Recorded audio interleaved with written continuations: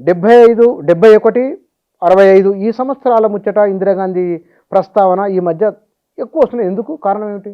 మన చర్చల్లోకి పోయే ముందు ఒక చారిత్రక నేపథ్యాన్ని పరిశీలించాలి. అదేంటంటే పాకిస్తాన్ ఏర్పాటే భారతదేశానికి వ్యతిరేకంగా జరిగింది.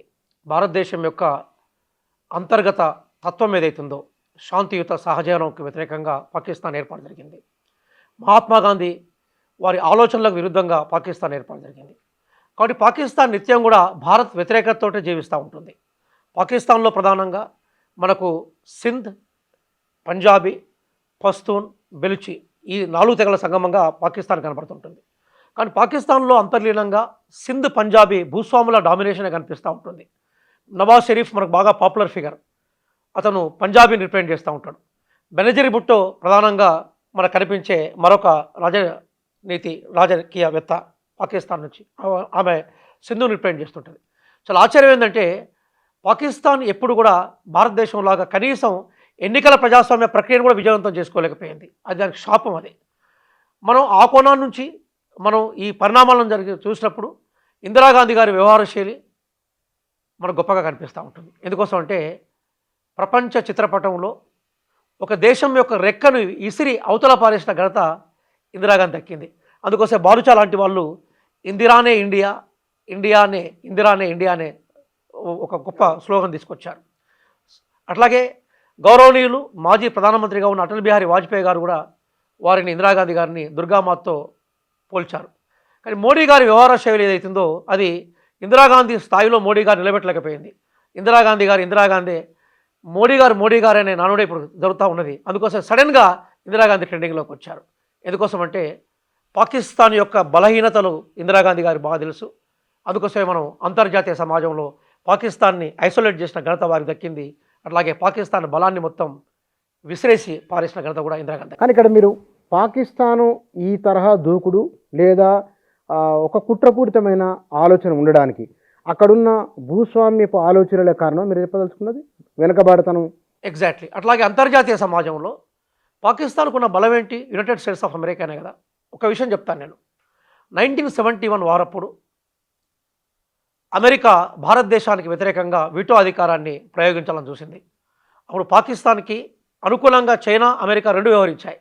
చాలా ఆశ్చర్యం ఏంటంటే ఆ వీటోను ఆపింది ఎవరైతే ఉన్నారో అది సోవియట్ యూనియన్ అనుకూలమైన వైఖరిని ఇందిరాగాంధీ తీసుకుంది. ఎందుకు తీసుకుందంటే బేసికల్గా పాకిస్తాన్ ఐసోలేట్ చేసే క్రమంలో ఒక సోషలిస్ట్ తరహా వ్యవస్థను ఏర్పాటు చేయాలనే తపన ఇక్కడ కాంగ్రెస్ పార్టీకి ఉండేది. కానీ పాకిస్తాన్ పూర్తిగా దాని సమాజ నిర్మాణము, అధికార వర్గాలు మొత్తం కూడా సోషలిస్ట్ సమాజానికి భిన్నమైనవి.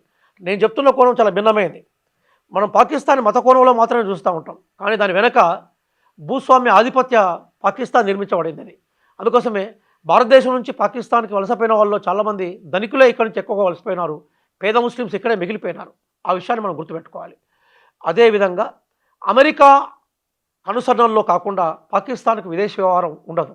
ఎందుకోసం అంటే ఏ దేశానికైనా విదేశీ వ్యవహారాల్లో జాతీయ ఆసక్తులు, నేషనల్ ఇంట్రెస్ట్ ఇంపార్టెంట్గా ఉంటుంది. నా రీసెర్చ్ మొత్తం కూడా అంతర్జాతీయ సంబంధాల మీద చేసే రీసెర్చ్. అది సౌత్ ఏషియా మీద చేశాను రీసెర్చ్. కానీ పాకిస్తాన్ విషయానికి వస్తే ఏమైందంటే దానికి జాతీయ ఆసక్తుల కన్నా అంతర్జాతీయ అమెరికా ప్రయోజనాలు ముఖ్యం. కాబట్టి అమెరికాకు ముద్దు బిడ్డగా, అట్లాగే అమెరికా కోరుకున్న విధంగానే పాకిస్తాన్ అక్కడ ఉండగలిగింది. అందుకోసమే పాకిస్తాన్ బేస్ చేసుకొని అమెరికా ఆఫ్ఘనిస్తాన్ మీద ఆధిపత్యం వహించగలిగింది. రష్యా మీద యుద్ధం చేసే పరిస్థితికి ఆ బేసును ఉపయోగించింది. అందుకోసము ఇండియా ప్రజాస్వామ్య పరిణితిని, పాకిస్తాన్ ప్రజాస్వామ్యం యొక్క దుర్నీతిని మనం పోల్చూడలేం. ఇక్కడ 1971 నాటి రాజకీయ పరిస్థితులు ఏమిటి? ఆనాడు ఇందిరాగాంధీ చేసింది ఏమిటి ప్రధానమంత్రిగా? బుచ్చన్న గారు, నేను చాలా క్లుప్తంగా చెప్పే ప్రయత్నం చేస్తాను ఈ విషయం మీద. అదేంటంటే వాస్తవంగా ఈస్ట్ పాకిస్తాన్, వెస్ట్ పాకిస్తాన్ని రెండింటి కలిపి పాకిస్తాన్గా క్రియేట్ చేయడంలో కీలకమైన పాత్ర పోషించింది అప్పుడున్న ముస్లిం లీగ్ జిన్నా నాయకత్వంలో. అట్లాగే దానికి పూర్తిగా సహకారం చేసింది బ్రిటిష్ వాళ్ళు. కానీ రెండింటి మధ్య చాలా వైరుధ్యాలు ఉన్నాయి. ఈస్ట్ పాకిస్తాన్ అనేది ఒక ధనవంతులతో కూడుకున్న ప్రాంతము. అట్లాగే ఉర్దూ ప్రధానంగా డామినేటివ్గా ఉండే ప్రాంతం. అది మనకు ఏది బేసికల్గా వెస్ట్ పాకిస్తాన్ అంటే మనం పశ్చిమ పాకిస్తాన్, ఇప్పుడు ఎగ్జిస్టెన్స్లో పాకిస్తాన్.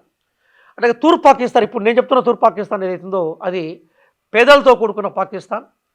అట్లాగే అక్కడ ప్రధానంగా బెంగాలీ మాట్లాడే అంశం.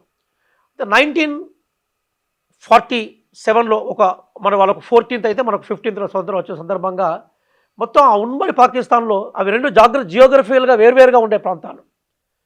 అక్కడ పూర్తిగా ఇప్పుడు నేను చెప్పిన పశ్చిమ పాకిస్తాన్ అంటే ఇప్పుడున్న పాకిస్తాన్ యొక్క డామినేషన్ ఉండేది.